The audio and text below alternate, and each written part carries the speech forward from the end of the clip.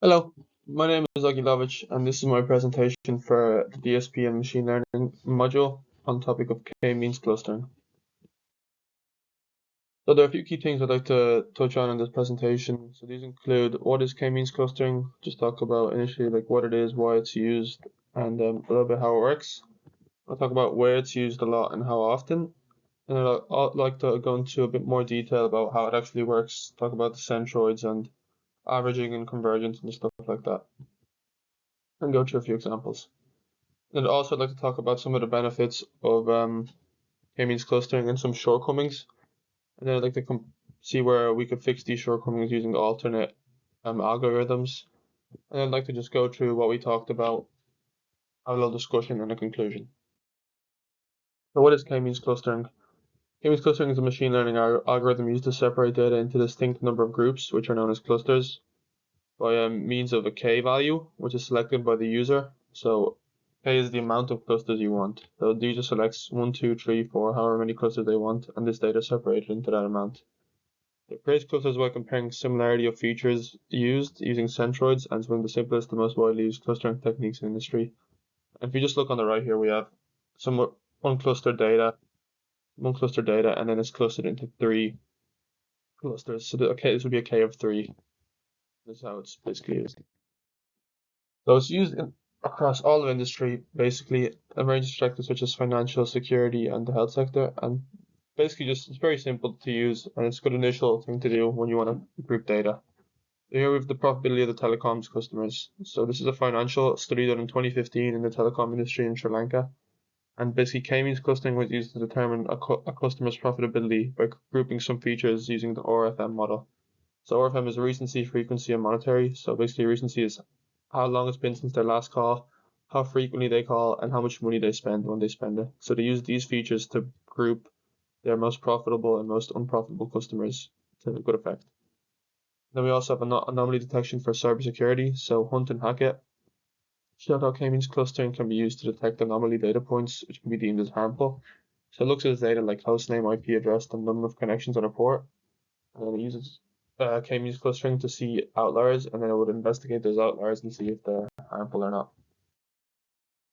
So it works by the user deciding on a number of clusters by looking at the data. So if it's obvious, it's good. If it's not, this could be a bit more difficult, which we'll talk about. Then a random location is given to the K centroids among the data provided. And the data the centroid is closest to is grouped to that centroid using the current position of them, the initial one. And if there were 3 clusters selected, there would be 3 groups that data may be assigned to. Now the new centroid position is determining the average position of the data in the cluster and positioning the centroid in the middle of that data. So that's called data instance, and that's the new position of the cluster.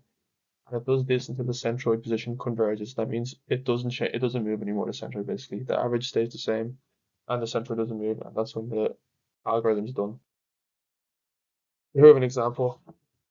Initially, we have 4 centroids among the data. We can see clearly there's 4 clusters, but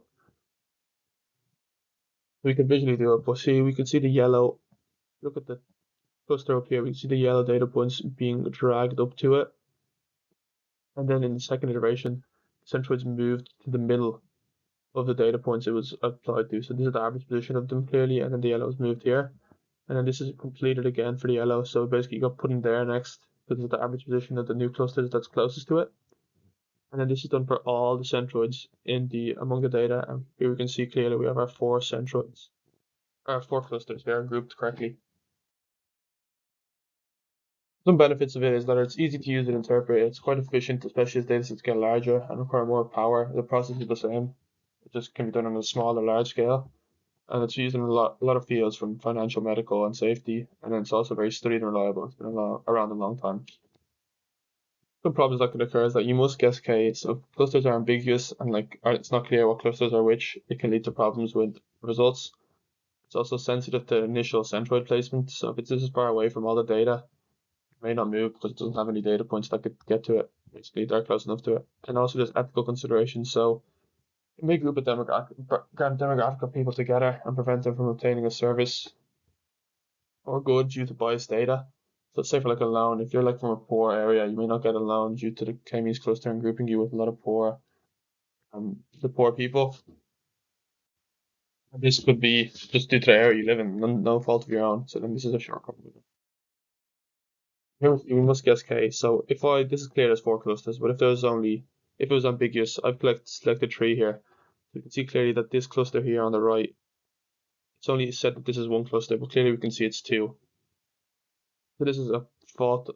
This is just an inherent fault. So if the clusters are ambiguous, you don't really get good results. So even though it's done this correctly, we clearly see just visually that there's more clusters than three. There's four clusters, clearly.